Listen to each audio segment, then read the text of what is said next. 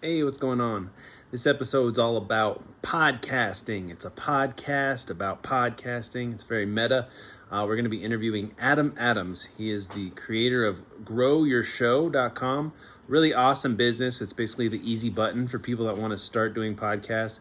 And I really just pick his brain on how to grow your audience, how to create a customer avatar, how to market your audience, how to really grow your brand and your show and your business with a podcast. And it's just a really cool episode. We also talk a little bit about real estate investing, life, and just making a really good podcast. So I enjoyed doing this, and you guys should really enjoy it too. So without further ado, here we go.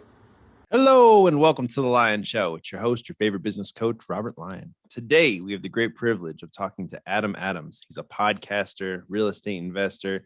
He's really doing a lot of great work out there. So, Adam, why don't you kind of introduce yourself and tell everybody a little bit about who you are and what you're up to? Yeah, the short of it is I grew up with a family that was in entrepreneurship and real estate investing. So you already touched on both of those when you were kind of saying hi to me. But my stepdad, he has land all over Utah. He keeps buying on tax deeds. He's got rentals. He's got agricultural land for the tax benefits and multifamily and self-storage units. So I grew up, snow plowing some of those, collecting rent sometimes. And he always wanted me to read the book, Rich Dad, Poor Dad. And maybe a lot of your listeners have already checked out that book. It was life-changing for me.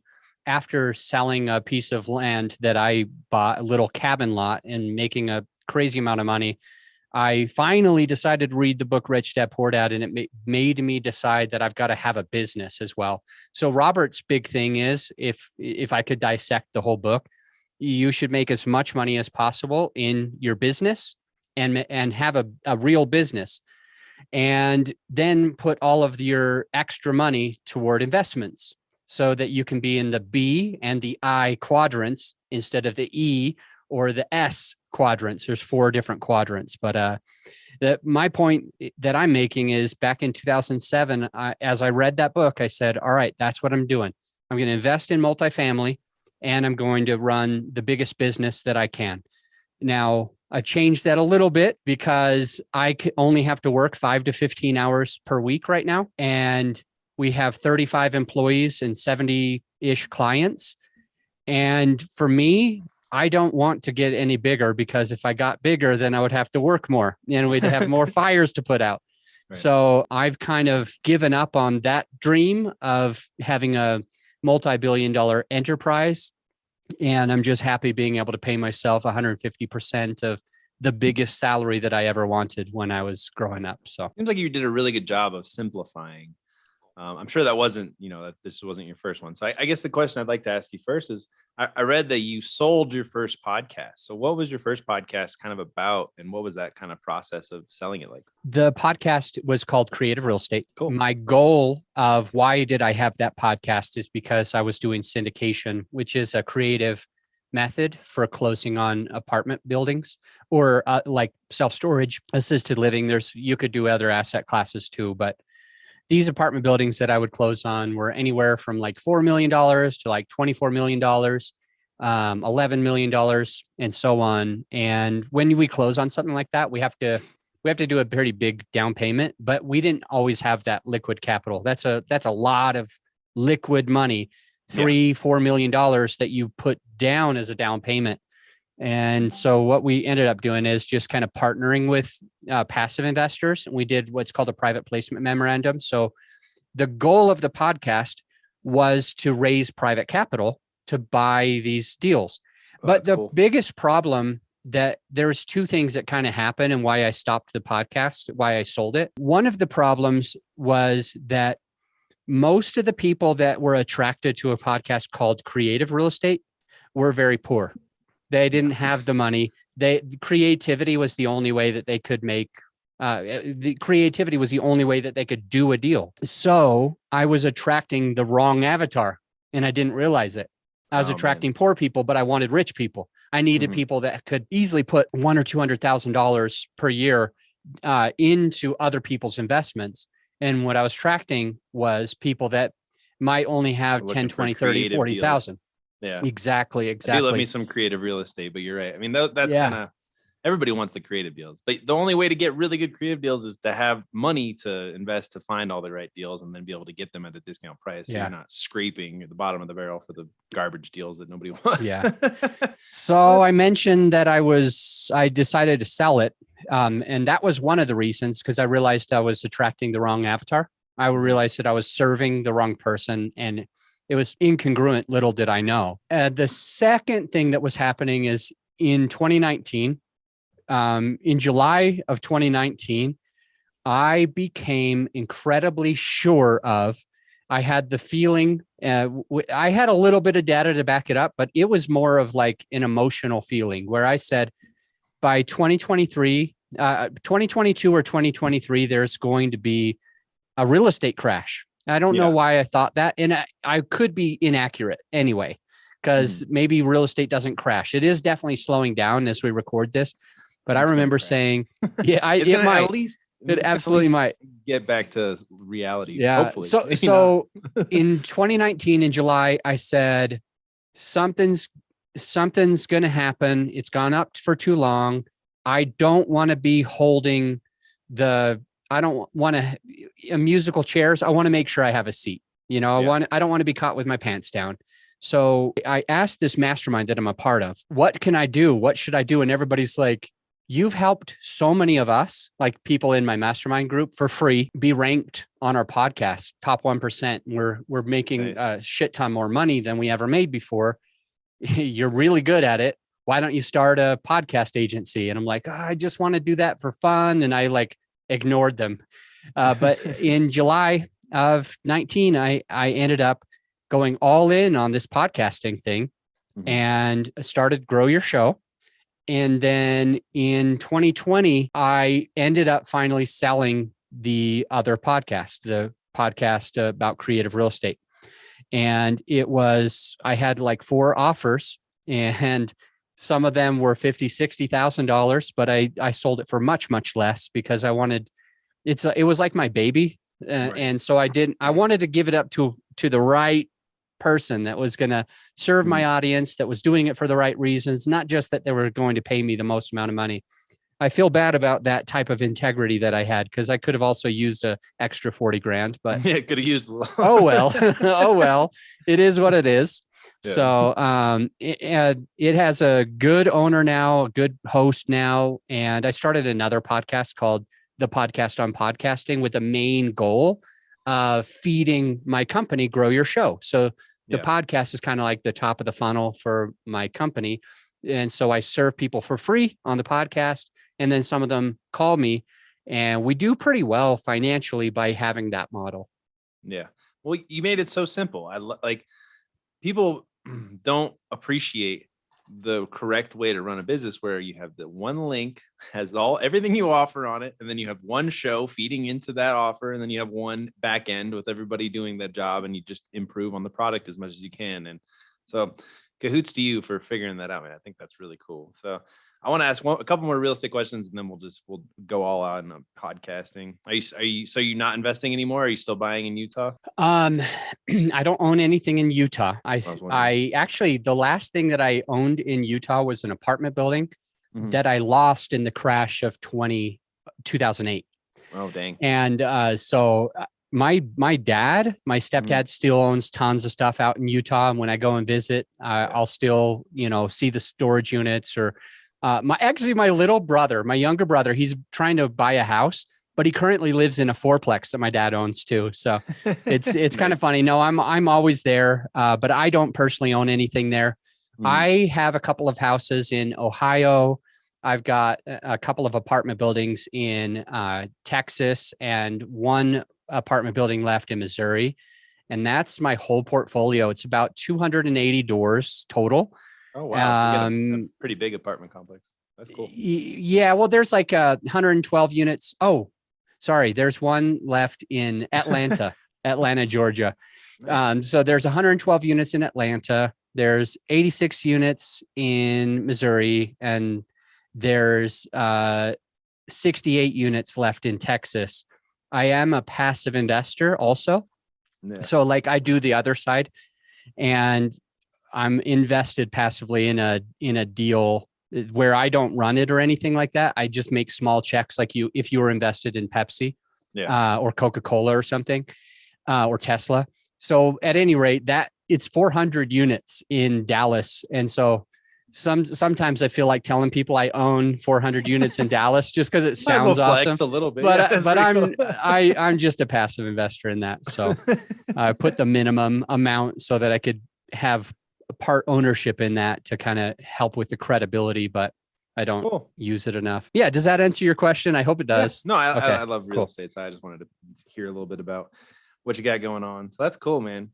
And yeah, I think the market's going to come down a little bit. I hope it drops so that we can get some good deals on some new properties. You know what I mean? That's kind of like the dream. So, well, I want to talk about podcasting, man. How do you grow people's podcasts? How do you grow a podcast? You know, what is your thinking? I have tons of theories, but I'd like to hear what you think. Cool. Well, let's start here because I want it to be memorable for your listener who's an entrepreneur. And if they're starting a podcast, I want them to remember this conversation and know exactly what to do. So I'm going to say, if you build it, they will come is full of shit. So some of us have watched Field of Dreams. I remember being inspired by Field of Dreams. And I remember thinking just by simply building something, you automatically have it. And so it's like, it was so inspirational. But the problem is many people have built a podcast and then they get stuck in the 99 percentile. Like they get stuck in the bottom 99% and it never gets the traction that they need. And it's because they believed if you build it, they will come. It's because they believed, hey, just because I simply have a podcast, I am famous. Everybody knows me. Life is easy. So the takeaway of the opposite of if you build it, they will come, you really have to do a little bit of marketing. So Robert, to answer your question, what makes a successful podcast? One of the biggest things that people neglect is adding fuel to the fire. So it's basically like they bought their car. They bought the most beautiful SUV or sports car that they ever wanted. They finally got their Jeep, and they also have their destination. They want to go from Colorado, where I live, to Moab, Utah in their Jeep, but they don't put any gas in the tank. They don't have any fuel to the fire. And so they've got the car, they've got the destination, but they don't go anywhere. And so the marketing is that little piece that adds the fuel to the gas tank that allows you to get from point A to point B. Just by having the car doesn't mean you're automatically in Moab. Right. You've got to add fuel to the tank, and maybe you've got to add fuel to the tank twice. I remember last time I went to Moab, it cost me freaking like $500 to get there. Because it was like I had to get gas 3 times and it costs like $120 now for a just tank. To go ride your bike. Yeah. Yeah. So I don't know. It was around $500, I think, that I spent to get there, and then around the same amount to get home. Right. Yeah. So you've got to remember, it's not just the vehicle and the destination. It's not just owning the thing. It's not just having the podcast. You've got to put something behind it.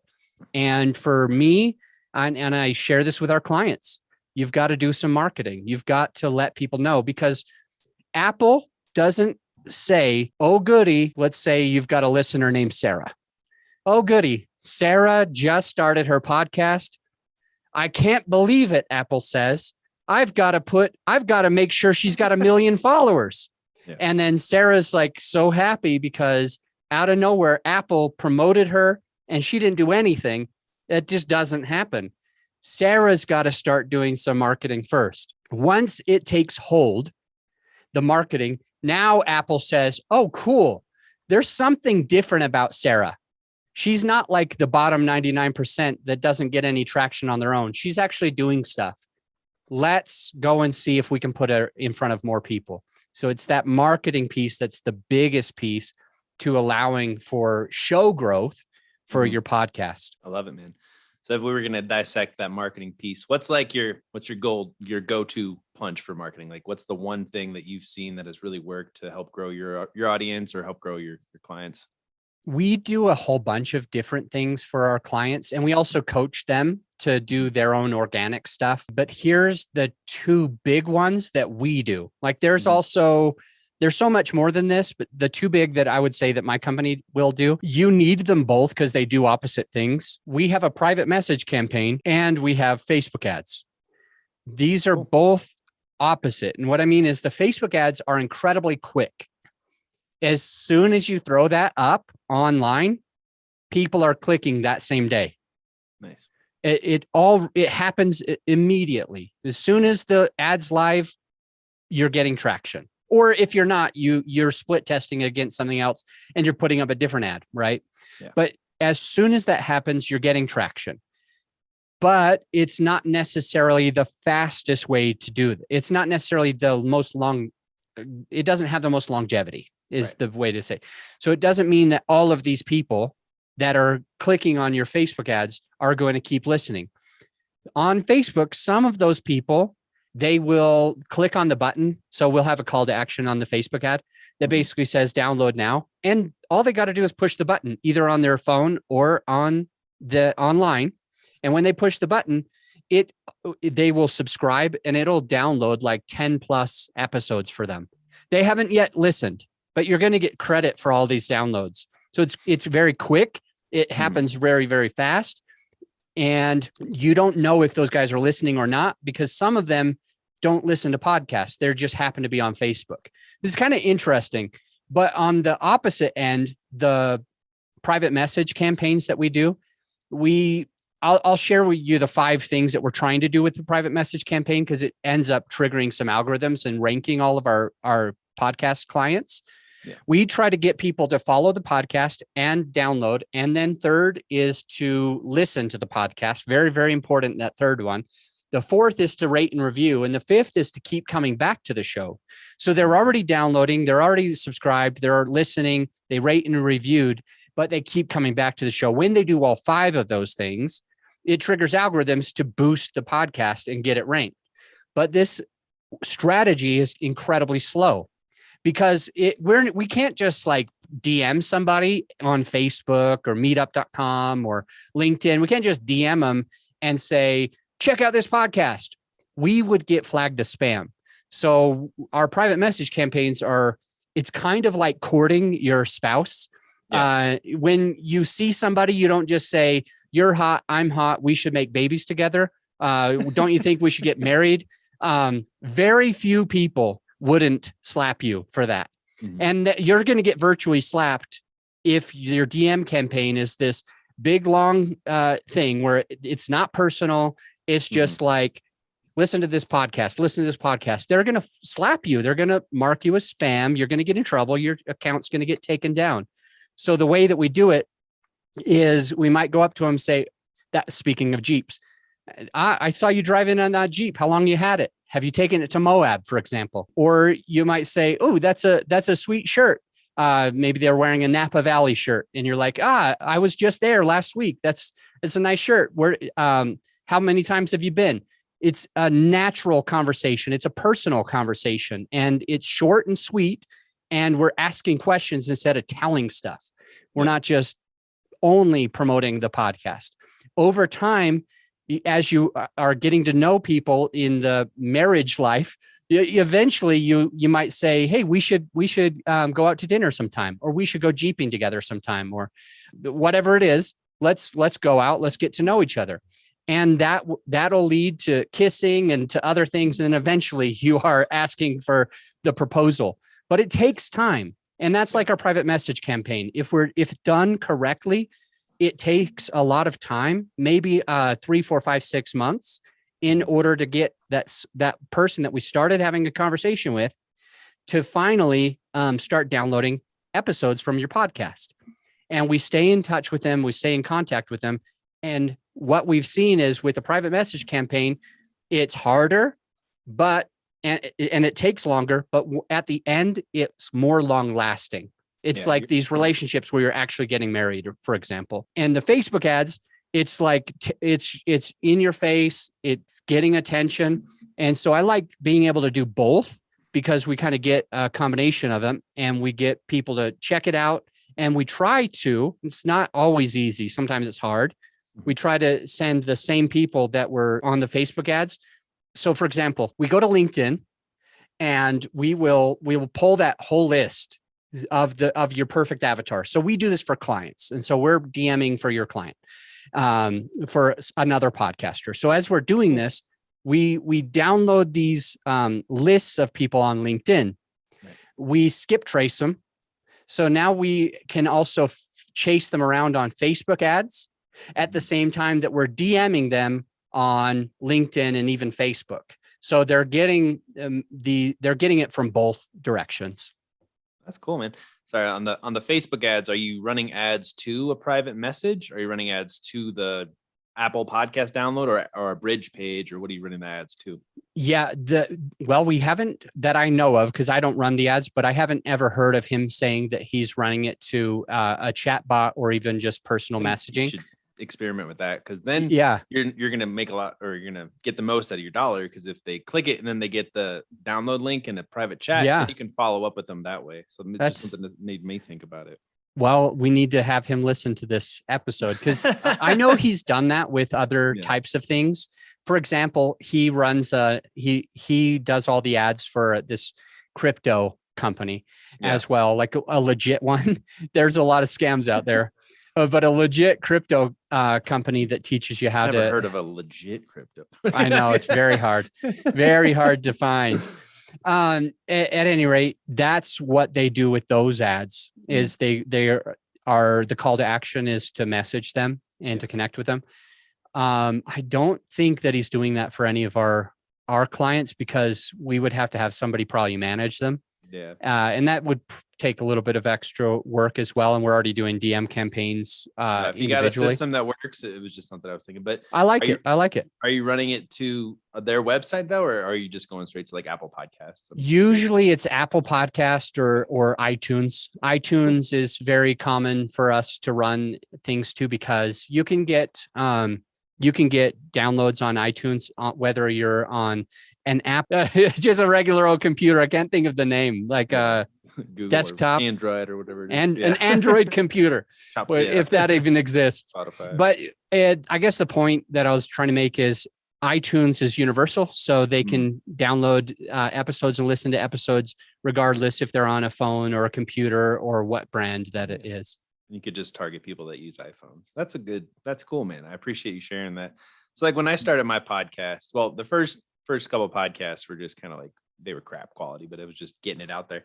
But then I finally started, the Lion Show, this show.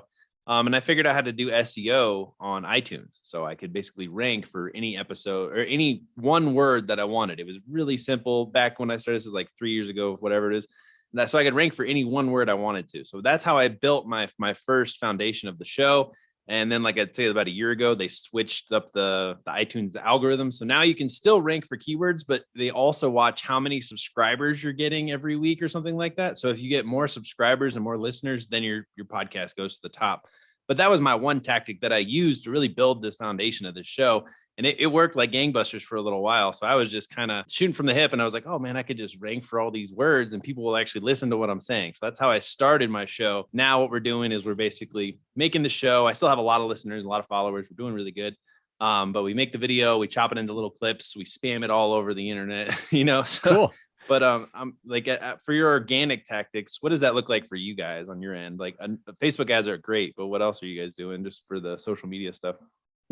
So for all of our clients that we do the editing and post-production for, one of the things that it includes, because we try to be the easy button for our clients, so that we might charge a little more than some other companies. It's like $175 per episode to do everything. That's less than some companies, but more than others. One of the things that we do is we create promotional images and audiograms or videograms. So there's these promotional assets that can be shared in many different ways. So our company actually posts one of these on up to 3 places for our clients. So the client doesn't have to worry about like they're managing all of their social media and getting these from us and trying to put them up on time. We just automatically log into the account and post it on their social for them or their website or wherever they want. So that is one big thing that we do for our organic traffic. Another small thing that we'll do is if they've got a guest on the show, for example, I'm your guest today. Right. And at the end of the episode, you might be able to create like a quote card. Let's just pretend like I'm cool enough that I said something profound during this whole interview, and your team found that profound thing that I said.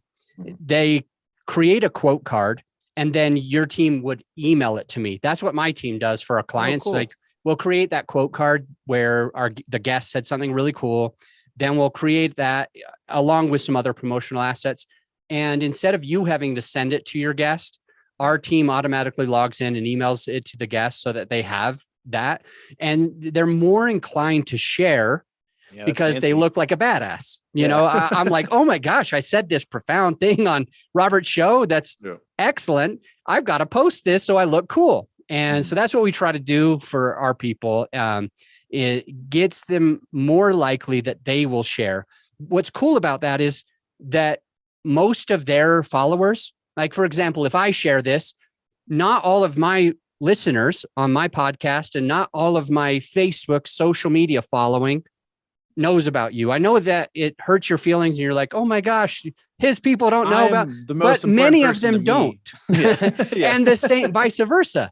A lot of your people don't know about me, and I'll bawl and cry about that because I want to be famous and all that. But the truth of the matter is they don't know me. So I call this part Trojan horse marketing, where you just find this creative way, going back to creative real estate, you find this creative way to hack into the town of Troy with your Trojan horse to be able to add content and value to Robert's listener. And now one or two of the people that listen to you, maybe 100 of them, who knows the number, they might join the podcast on podcasting, and my listener will go up because of it. And same thing if, like, you're on my show and I create something where you sound like a badass, a little quote card or audiogram or videogram, maybe you'll share it on your Instagram or your Facebook or your LinkedIn or something like that. And a few of those people will check out the podcast and I'll get credit for some of those downloads. And maybe a couple of them will stick with my podcast when you're sharing how cool you look. So that's kind of some of the organic stuff that we do. But actually, Robert, honest thing, I would like to talk to you about the SEO stuff. Like, genuinely, I would probably like to pay you to look at all of our clients to see if you can add something to making sure that they get ranked for keywords as well. So legit, I really mean that. And I hope we can talk about that today. I went I got so nerdy down the rabbit hole to figure that out, man. Cool. And it I love it. Though. It's not something really well. we try to do SEO, you know, like we try to have keywords so people can search for stuff. But I think that you're taking that part to a different level and you have a lot of experience. So we definitely like to see if you can partner with us to even improve where our clients already are. Yeah, that'd be great. I would love to do that. So I got some questions for you. So I interviewed another podcasting guy. I don't know. It was like pretty much like this weekend or something like that. He says that they're putting out a podcast every single day. So I'm just wondering, like, that's a lot, man. Like, what do you see as a good cadence, or what is your thoughts about? Do you think it's more is better, or just kind of what do you think? Balance. More is better. Yes. Right. Unless it's shit. If you're just putting out a bunch of shit, then it's just bad. But it doesn't matter. Yeah. So, but more is definitely generally better as long as it's good content. Like the mic that you're using and the mic that I'm using is the same mic. You can't see mine in your thing, but it's these are great mics. Yeah. It's a great audio quality. We're both wearing headphones. So the sound for the listener right now is very, very good. It doesn't sound like this, you know, it doesn't sound like all of this. And I just did a great interview with a guy and he was doing that. And I'm like, oh man, it would have been so good if I could just hear what he was saying better. Yeah, it happens. So good sound quality, good content. I think, you know, one of the things that we did in the beginning, you did that was really, really good is you basically asked me, Adam, what do you desire to give to my listener? Yeah. Like what's, and that takes me to thinking in a different way. That makes me stop thinking about promoting myself, promoting my business, making sure all of your listeners become my client or whatever, right? It switches it so that I'm here to add value. So that question that you did in the beginning, perfect. And then you remember my response is, who is your listener? What are they going through? What do they need? How do you serve them? And we talked about how your listener is an entrepreneur. They're looking for growth. They're looking to scale that. They're looking to be able to find new ways of growing their business. And so now I'm able, because I asked that question, I'm like, okay, this is who I'm speaking with. And everybody's audience is a little bit different. So each and every time, if somebody ever asks me that great question you asked, what do you want to give? I have to say, well, who is it? What do they need? And then I'll try to come from a giving place. So I think that's a key point for any podcaster, anybody who's an entrepreneur and will start a podcast, is to be thoughtful. And you could go as far as creating an avatar, like whoever that entrepreneur is that is looking to grow. We will go back to Sarah. I think we had a female named Sarah that was an entrepreneur that was starting her podcast earlier today on this call. Well, if Sarah is our perfect avatar, then we get a picture of Sarah. We know how old Sarah is. If she's single, married, has kids, we know what type of job she has. Does she work at nights? Does she work in the morning? Is she a single mom? Is she worried about XYZ? Does she want to invest in real estate? Does she, how big is her business? Is she a solopreneur? She's the only one and she's wearing all the hats and she's struggling with that. Or does she have 20 employees, 80 employees? We figure out Sarah, we get to know Sarah, we learn who she is, what she needs, what she's going through. And we've got a picture of her on, and I hope our wife doesn't get mad that we've got a picture of Sarah on our screen right there. But we have her in mind so that every question Robert asks Adam today, that avatar, whomever it is, whatever his or her name is, that question benefits the avatar, not just the host. For example, I don't want to get too long-winded, but this is important. It is. When I started my podcast, the old one, Creative Real Estate, I might have had my avatar in mind, but I wasn't actually being as intentional as I could because the name of my podcast was wrong. The people that I brought onto my podcast didn't serve my avatar. My avatar's name was Siva. This is similar to Sarah. Siva Venugopalan is a 42-year-old male Indian engineer with 3 kids who lives in New Jersey and is a bridge engineer and is an Indian. And I know everything about this guy, what he's worried about, how much money he has, what type of job he has, how much he wants to work. And so I have that person in mind. And back then I was just creating content and asking questions that I wanted to know. I wasn't serving Siva. I wasn't helping Siva. I wasn't making Siva need to listen to my podcast. I had this idea of one thing, but I wasn't intentional about it. And I think that's a big differentiator as we're starting podcasts. We need to know who that avatar is. So good on you for asking me, and good on me for wanting to know who is this so I can really try to give content that's beneficial for that person. Yeah. Well, I mean, just with your show, the podcast about podcasting, it is very intentional and you did a really good job of it.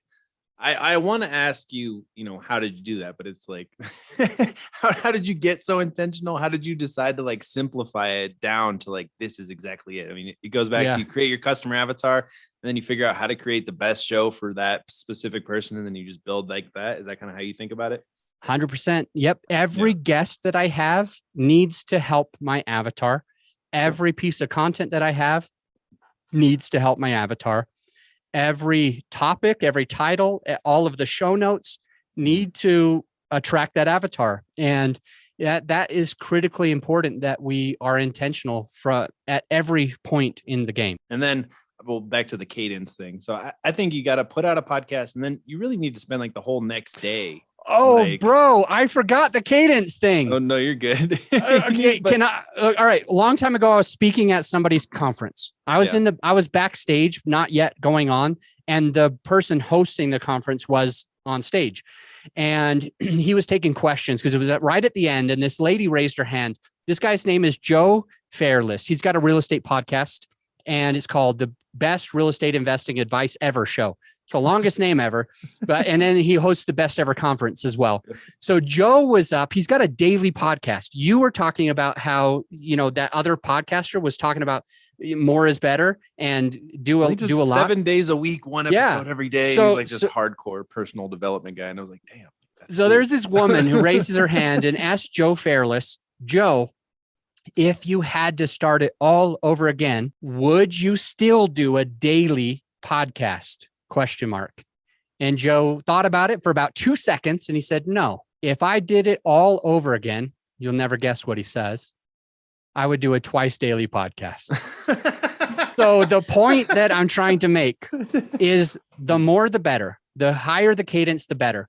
The minimum absolute smallest that I would recommend to any client. In fact, I don't even have smaller packages. Is a weekly, once per week. That's the smallest. And I don't serve anybody who does 14 a week, but we have a couple clients that are doing 5 and 7 a week. And I've noticed that the more content that people create, as long as it's good content, not shitty stuff that they're just throwing out, the more likely that people can listen, can be binge listening, don't have to go to a different podcast because they get plenty of content here. There's more shareable content. There's more frequently that they're going to be able to have takeaways and be able to share it with their friends or forward it to other people. And additionally, because of the way the RSS feed, if your listener doesn't know what RSS feed means, doesn't really matter. They can type it down to learn. But the point is there's all these RSS feed where they go. And every time you basically update your podcast by getting a new episode, everywhere that's syndicated, not syndication like the real estate stuff we talked about, but it's syndicated. It pushes the RSS feed to all these different playing platforms. Every time you publish a new episode, an RSS feed gets updated in all of those places. The thing is that you've become, again, front and center in front of your listener again. And so that happens more. Even if you're just doing twice a week instead of once a week, you're in front of the listener, you're front and center, top left. Your podcast shows up through RSS feed on any of the platforms, Apple, Stitcher, etc. It shows up more frequently, twice as frequently. And so if it's coming on Monday and Thursday, for example, then if they're logging in on a Thursday or something like that, then they're going to be able to see you more up closer. Even on a Friday, they're going to still see you at the top instead of like hidden on second page of Google. So there's a lot of benefits why Joe Fairless said he would switch from daily to twice daily. It gets more intense. Level up. The big focus. I was doing 6 a week for a very long time. And we got up to a couple hundred episodes and I said, I think we can chill. I think we can hold back for a little while. And so I let my listener know we're going to go down to 2 a week, 1 solo and 1 interview each week. And the podcast is still at a good strength. And when I'm able, when I want to work a little bit more hours, I can jump back up to 4 a week or 6 a week. But we did 6 a week for a long period of time. It ended up really helping us. That's cool. I needed to know that, I guess, because like I could put out an episode every single day, but I feel like I need a whole day just to promote it properly, just because I have like my little checklist that I got to do for each freaking episode, just to make sure everyone sees it, But that brings us into the next question I have for you is like, who like for the listener out there who's going to start a podcast, who should they hire first for their podcast team? Or what do you think about like, what's your first hire if you're trying to really blow up your podcast? If you're going to launch a brand new podcast, then I actually would recommend my company. I hate to sound like a selfish asshole who needs clients or something, but the point that I'm trying to make on who you should hire, if you're launching a podcast, you probably need a consultant who's had some success. That's one of the things. Number 2, you probably want to be the star of your show only, and you don't want to probably wear all of the hats to marketing and editing and post-production and writing show notes and creating creatives and emailing the guest and doing your social. You probably don't want to have to focus on all that. You probably are going to make more money in your company if you just focus on pressing record and letting somebody else handle the rest. So it just depends. If you've got the budget for it, I would hire a consultant, and I would hire somebody to do all the editing, and I'd probably hire somebody to do the marketing. What's good about our company is that we do all of those things, so that it could be really beneficial for somebody. But those three things, if you're launching a brand new podcast, that's what I would say. You probably want all of it. Yeah. If you have had a podcast for a long time and you're ready to hire something, I would, if I were you, I'd look at either, you probably don't need so much consulting if you've been doing it for a year or two. You kind of know what you're doing. You've kind of been doing it for a little while.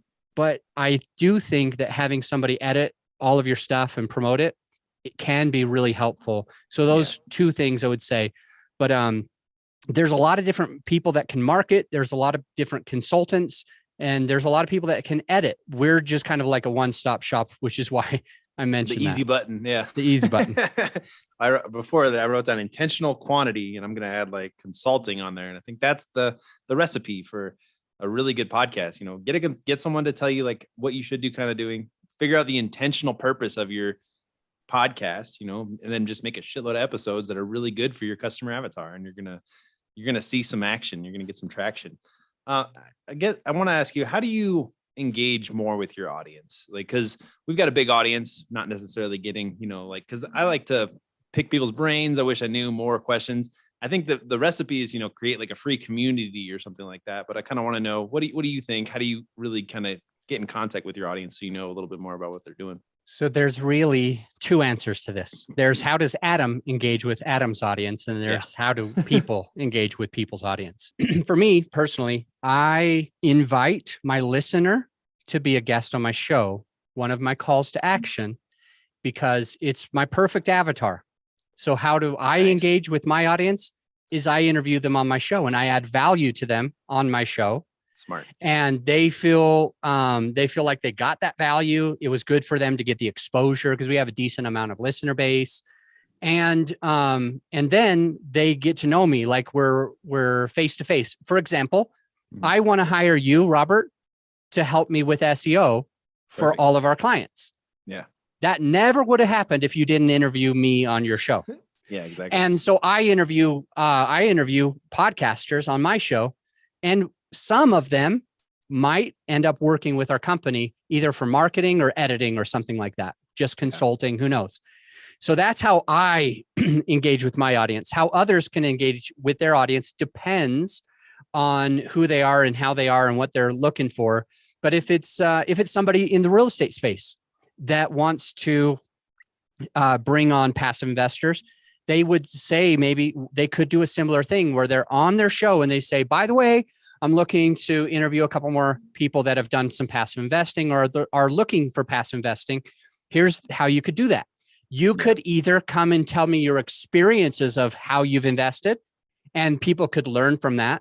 Or if you're nervous, you haven't started yet, but you've got the money and you want to do it, you can come on and you can ask me. It could be a reverse interview where you ask me these things, and other people that want to be passively invested in syndication or something would be able to learn and grow from our interview. So it could benefit everybody and also give you a bit more exposure. And so now you've got people that already listen that are calling you to do that. So that's just a couple of examples, but I'll share the most common way that I think those ways that I was talking about just now are kind of sneaky ways. But it's true, though. It works. Yeah. The more common way would be a lead magnet. Yeah. So here's a couple of examples. If you have an evergreen webinar that plays once a month that you just recorded once, or if you just do webinars once a month, you could say, go to mywebsite.com, growyourshow.com/webinar. Now, you guys don't have to go to that because I don't actually have that, but you could create something where it's yourwebsite.com/webinar. And that could be a repeating monthly recurring webinar where you always are hosting. This is a good lead magnet because it adds value. You connect, you're in person with them, and plus you get their email. So when they sign up for like your Zoom webinar or however you do your webinar, you'll generally get their name. I always add their phone number too. and then you'll get their email. So these are the required questions when they're signing up for that webinar. A couple of other options for types of lead magnets would be, for example, going back to the passive investing thing. Maybe you'll create a PDF that helps somebody protect their money when investing passively. So it helps them vet the operator or vet the market that the property is in, or vet the property itself on what to look for: the roof, the drainage, the unit mix, if it's 1 bedrooms, 2 bedroom, 3 bedrooms, the city, the crime, the schools. It teaches them how to protect their money. So you've got this PDF that you've created that adds a shit ton of value to your perfect avatar, and then you just let them have it for free. And all they do is download it. They go to your website, and I've got a whole bunch of lead magnets on our website. For example, you actually could do this. Go to growyourshow.com/templates. And so these are, there's like 12 different templates that we have for podcasters. So for example, you've got one, how to sell a podcast. That the contract that I paid my attorney to get that contract to sell, we've saved it and templatized it so other people could sell their podcasts. We've also got things for hiring virtual assistants. So it's a template of a contract with a VA, because I have a lot of virtual assistants. We've perfected it and we just give it away. And we've got other things that could be valuable to a podcaster on there as well. So there's all these different templates, and they can just go there, put in their email and their name, and they basically get emailed all of these templates. So these are ways of connecting with the audience: webinars, having them come on your show, or having them download your PDFs. I got 2 questions though that I ask everybody that comes on the show, man. So the first question, it kind of catches people a little off guard, but I'm writing a book about money. So I just want to know, do you have any tips for the listeners or anyone out there, either how to make more money, how to have a better relationship with money, or how to lose less money? Just any philosophy on it. Yes. Well, 2 things. One, and a huge one, is how much money you make. There's a barometer that us humans have, where we believe that we're entitled to a certain amount of money and no more than that. And we have to remember specifically that if we want anything above this fictitious glass ceiling that we've got to break through it just by believing that it's fine. There was a time in my life that I thought $10K a month was insane. None of my friends made that at the time, and I wanted $10K a month. Now I pay myself way more than $10K a month, and it only came because I switched that barometer. I changed that gauge so that I was comfortable making more. A lot of us hold ourselves back. We say, I'm a bad person because I'm making a certain amount of money. That's too much money for me. And we literally hold ourselves back.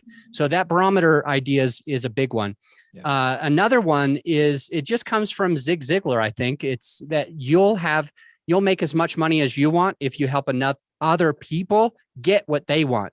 And so, for example, like on our podcast, on the content that we produce, throughout our business, by serving clients, I am currently serving 70 plus podcasters.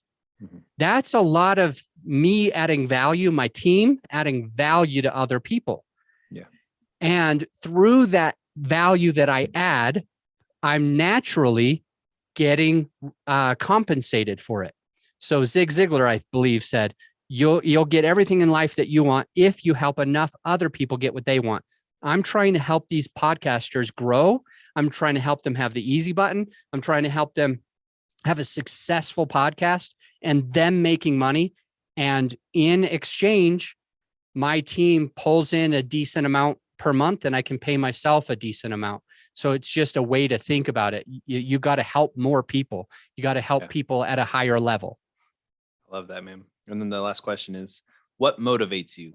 What really gets you fired up and taking action? I'm weird because I get motivated for different reasons that I don't know if everybody would. I want to help people. Like I love people. I care about people. I want to add the best amount of content. I think it's something like contribution is like this. one of the 6 human needs, I think it is. And once some of the others are kind of in place, contribution becomes something that's a big one. For me, that's really what motivates me. I just want to contribute to society and to the world and to other podcasters and to my kids. I want to give. I want to be generous. And just the other day, a friend posted that they had something that you could just donate to, and it made me feel super good. Now I'm a little competitive, so this is going to make me sound like an ass, I'm sure. But it made me feel really, really good that I contributed more than anyone else. I saw a whole bunch of like attorneys and a couple doctors, but a whole bunch of attorneys, because this person's a judge. And so they know a lot of like criminal defense attorneys and stuff like that. And I know that these attorneys make great money. I know that a lot of them save a lot of money. They're probably making 20 grand a month or more. And I contributed more than any of them. And yes, in a way, I was happy and proud that I could say that, but also it just made me feel honored to do it without worrying, without a care. So just that contribution is a huge thing to me. I love it, man. Well, we've gone deep, man. This is a great episode, so I really appreciate it. You have any last thoughts kind of before we wrap it up? Just remember, if you build it, they won't come. The last thought that I'll share is ready, fire, aim, not what everybody else has been telling you. Everybody else is saying ready, fire, aim. I'm saying ready, aim, fire. Ready, aim, fire. Take the time to figure out the begin with the end in mind. Understand what your purpose is, who your avatar is, and add that value to those people, to your avatar.